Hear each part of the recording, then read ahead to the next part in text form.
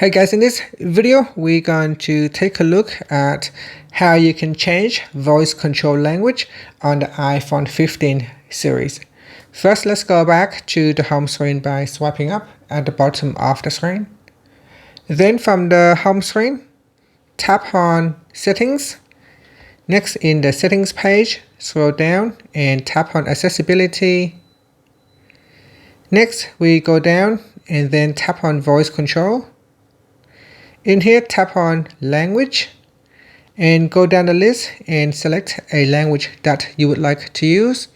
Now you may need to download the language before you can use it. So at the top, add a language that is ready to use. So we can choose English Australia, English Canada, or English United States. So select a language that you would like to use. And then after, you can tap on the back key, swipe up to go back to the home screen. Thank you for watching this video. Please like and subscribe to my channel for more videos.